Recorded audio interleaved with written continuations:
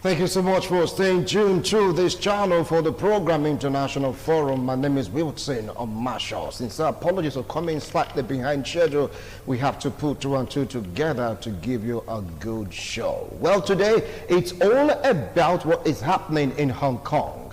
This time around, China finally they've placed a law prohibiting so many things that some will liken to the restriction of freedom of Hong Kong. Yeah, they are bringing in the laws of China to the extent that activists are being clamped, activists are being chased out of China, Hong Kong. Some of them are even harassed, arrested. Any pro-Hong Kong protest is being treated with severe, high-biting venom. What is really going on? Are you going to liken it to an invasion, or this is where or what things ought to be? With me here in the studio to talk about this, I have a vibrant youth and of course a political analyst. Join me to welcome Alex Obi. Alex, welcome to International Forum. Thank you very much. All right. We talked about this 2 or 3 weeks ago when the problem started, even over the years. Last day we talked about the same issue, but surprisingly the issue is still very much on the ground. This time around, China, they've taken the bull by the horn right now, so to speak, and they're now imposing Chinese law on Hong Kong citizens. Can you liken this to an invasion? Not necessarily. I would liken it to a paranoia of an impatient master who has failed to keep to his own side of the bidding. The agreement that started in 1984 and was signed in 1997 said that Hong Kong was supposed to be set up autonomous independent judiciary with their own particular side till 2047. So it's now apparent that China is no longer that patient to wait to that time. So they are imposed the bull by the horn. It's not necessarily an invasion, but I think it's one man failing to live up to his own side of the agreement because he or she thinks that maybe he has come of age, you know. And I also think that part of the effect of the communist in the Chinese government is that if they feel that if they don't make that move early enough, all that residents in town may begin copying and want to live the kind of life that's happening in Hong Kong. Because over the years, Chinese see how free citizens in Hong Kong are, the judiciary, human rights, the freedom of the press, and all that. So I think it's trying to keep itself early enough to show that we are truly in charge of this whole country. Now, I would say that she's acting out of fear. Because after the agreement states till 2047, right now, 27 years hasn't elapsed yet for China to take total control of Hong Kong. So what do you think is the fear behind China's action if they're truly acting out of fear? Number one, first and foremost, if you watch, you see that China has come of age in major aspects. I think that's one major reason. They have come of age. So all over Asia and all over the world, China is always flexing its power. That's part of the reason. Then also there's this certain paranoia about the level of independence and freedom in Hong Kong. And this is a big issue for them, you know. And, you know, if they feel that if they continue to leave Hong Kong to itself, it might portray the communist government as weak and probably encourage local dissidents even within China. So it's a strong message, not just to its citizens, but to other conflicting countries or other countries that are around them. But China is firm, China is strong, China is able to make a decision and pull through that decision. Now, what do you have to say about the arrest, harassment of pro-Hong Kong activists that came out to voice their opinions and of course speak their mind on the issues on the ground, bedeviling the free democracy, so to speak, right now of Hong Kong citizens who have then need to flee somewhere arrested? Is China not taking it so far? Definitely, China is taking it so far. I think the world should act now, especially the world powers, the Western nations, and they should increase sanctions. They should call China to order to stop whatever is going on over there. Hong Kong must feel that the world has not left it alone, especially its former colonial master Britain and the US, which of course serves as a natural police for the world. All right, now who do you think Hong Kong should really look up to? Who should they cry to? Because it's like they are caged in, so to speak. The master is coming in with whip to really harness or take over Hong Kong. And according to them, things may not just be the way they used to be. If you ask me, I feel that they should keep fighting, but not necessarily the physical fight. Keep talking about these things, keep drawing the attention of the world to your issues, you know, and all that. It's not a very simple issue that any nation or that can solve for you. But with constant pressure on the international community, at least we can gather our efforts and force China to at least slow down a little. And which country do you think that is an international community that can talk to China after US talked about sanction on China because of this same issue, but the Chinese government, they are not budging? I would say the US, I would say the European Union as a whole, and Britain, the coordinator of the agreement. These three very important countries or organs or group of countries have a very important role. The US has the muscle to at least cause Chinese economy or Chinese image some level of damage. The EU, that's the European nations working in group, can also, cause a substantive, impact or effect on the Chinese government or the economy. Then Britain has to call China to order because they were the one that made the agreement in the first place. But right now it's like they are crying, they've been coming, they've been protesting, nothing is happening. Is it due to COVID-19 or someone is just like, one way or the other say that they're trying to battle, they have to find their own footing because of this pandemic ravaging the globe? No, things are happening already. The other time, the U.S. Congress and the U.S. Secretary of State, Mike Pompeo, they all spoke about this and they were very categorical about where they stand in these issues. I think Mike Pompeo was saying the other day that Hong Kong represents what a free and a country of democracy and human rights, the kind of country that China could be if they allow the democratic institutions in such country to flourish. Hong Kong is a very perfect example of how when you allow other indices of development that has to do with the independence of the judiciary, the freedom of human rights, freedom of speech, how the economy could even blossom beyond our imagination. They have all been speaking. The other time, Britain offered millions of visas, temporary visas to Hong Kong citizens who might want to flee. Taiwan is doing the same. Australia is also doing the same. Now, you offering temporary visas for those that want to flee. You encourage them to fight or to flee. If they should flee, who are they leaving Hong Kong for? That it will be easier for China to take over totally. Yes, well, I think it's all about losing the battle and winning the war. It's not going to be easy. But if you ask me, it's a step in the right direction. Losing the battle and winning the war, yes. If they should leave, that means they exile themselves, so to speak. And we have just 27 years for the agreement to mature. Do you think it's to their own detriment? Not necessarily. The option to leave or the option of a temporary visa gives them an option in the case of adversity. When you have spoken against the government and they are all coming for you, or when you no longer feel that place comfortable. So you can actually leave and fight. The world is full of stories of those who have been exiled and kept fighting wherever they were. And, so those abroad can always, prop up support and even make the issues affecting Hong Kong even more prominent to the outside world. So it's just an option. And it's just a temporary solution for the meantime, while the Western world finds a more permanent solution. People like saying that you can liken this to what happened to Crimea when you talk about Ukraine, when Russia came and annexed Crimea. But some of the opinion that they are not the same because there was an agreement reached. Could you please draw a kind of a difference between this same situation, or is it a different situation in what is happening right now in Hong Kong? They are different, and at the same time, they are the same. How? They are similar, and they are different in some ways.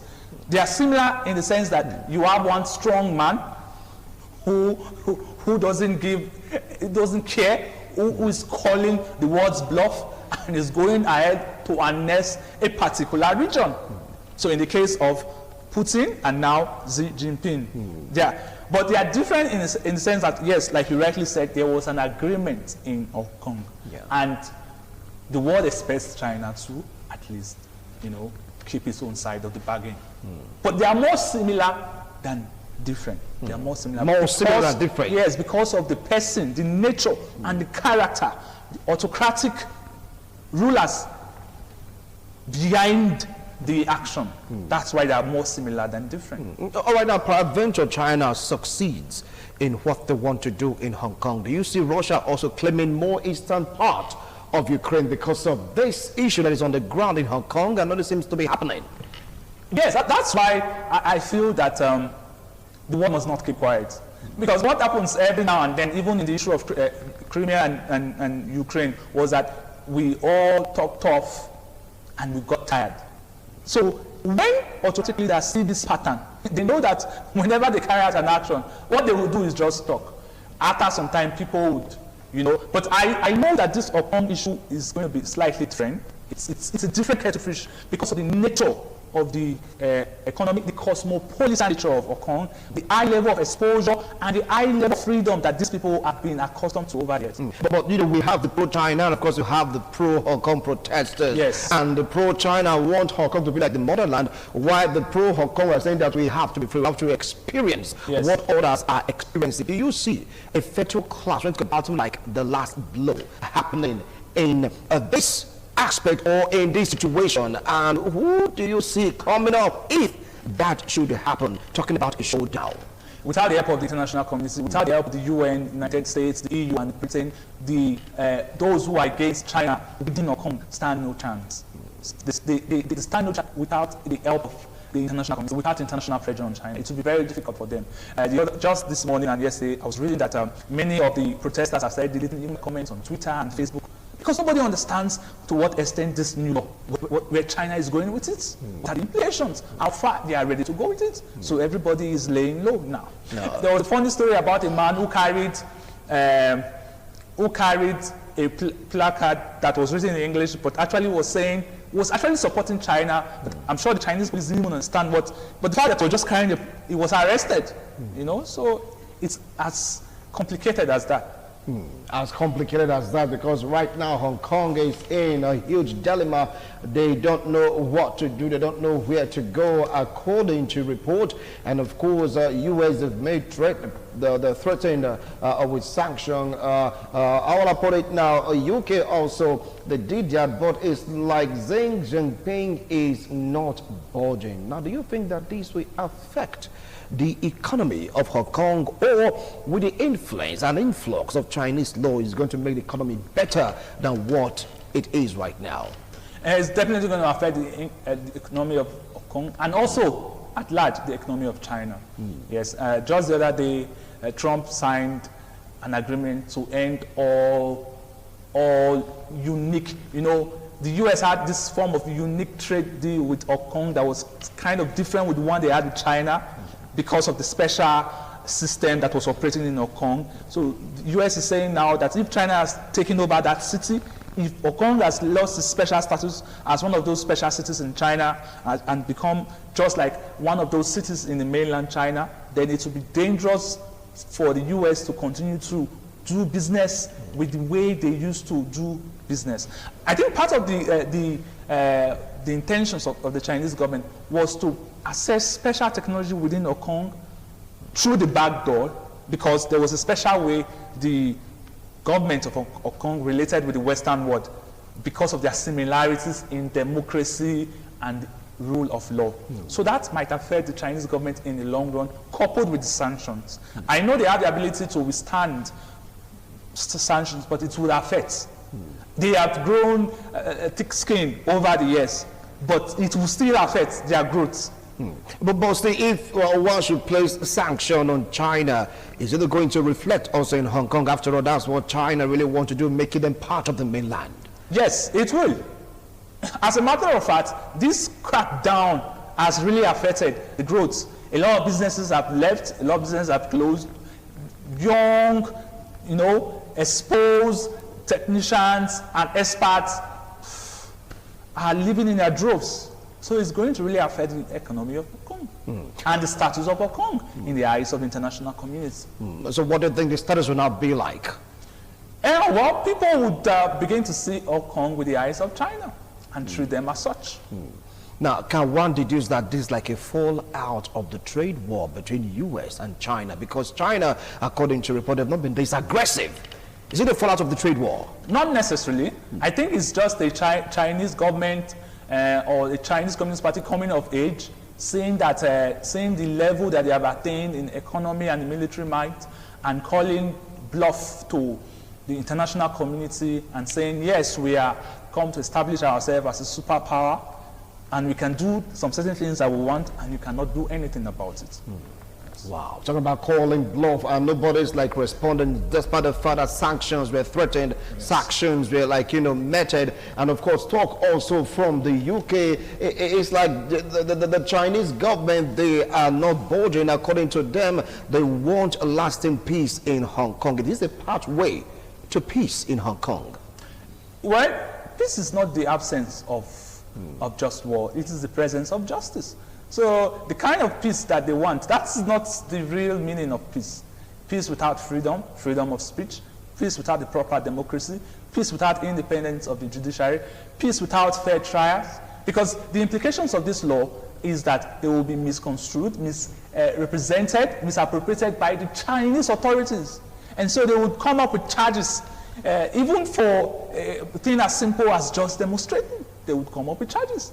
So it will become the kind of peace that they would have in Hong Kong will not be the kind of peace that will foster development. Is China not developing?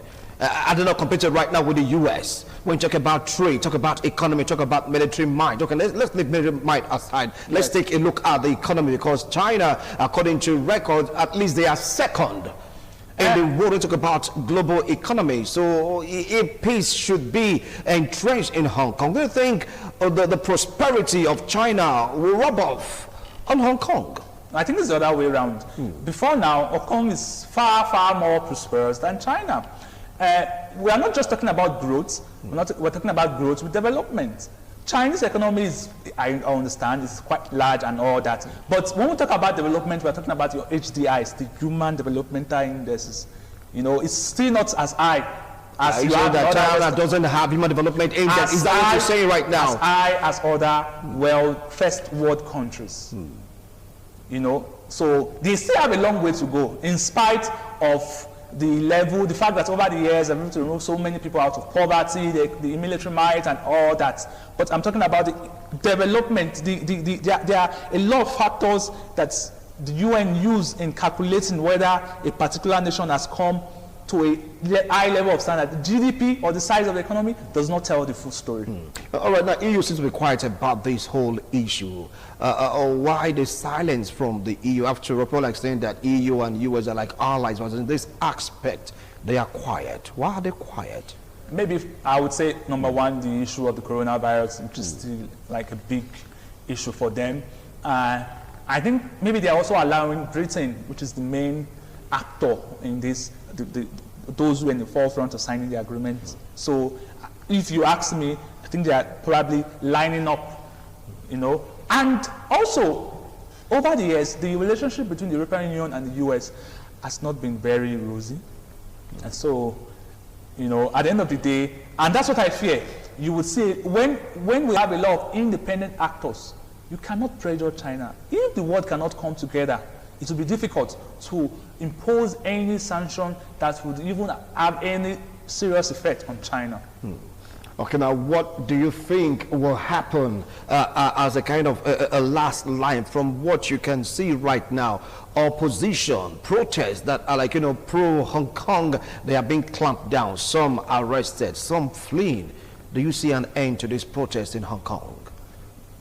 Of course, there's already an end in sight, because nobody wants to be arrested. That is not a good thing. Yes, nobody wants to be killed. But it's not necessarily a good thing. It's not necessarily silencing voices, attacking people's freedom of speech, taking over the judiciary. People are no longer going to have fair hearing that they were used to. It's not necessarily a good thing. All right, this is an abridged version, right? Yes. So what advice do you have to people that are protesting in China, the activists that are running away from Hong Kong, and of course, generally speaking, a message to Carrie Lam, the leader, so to speak, of Hong Kong citizens, briefly? Well, to the leader, I would say that she should not sell our conscience and sell our nation just for a piece of the porridge. For me, if you ask me, that this law at the beginning was very faulty. What do you, I don't get it. 50 years, after 50 years, you come back to China. I think it's even better now than later. Better than later. People are already getting used to democracy. Okay, this law was supposed to end in 2047. Okay. When they have gotten used to democracy, then China was supposed to take over. I don't know who made this law. Okay, thank you. Thank you. Thank you. Create troubles. Troubles. All right, let's just see what is going to happen in Hong Kong, because right now China chooses to put their foot down and they are pressing seriously for Chinese law to be enacted in Hong Kong, quelling all form of protests. Let's just see how this country will survive this. We'll do it again same time next week Tuesday. Bye for now.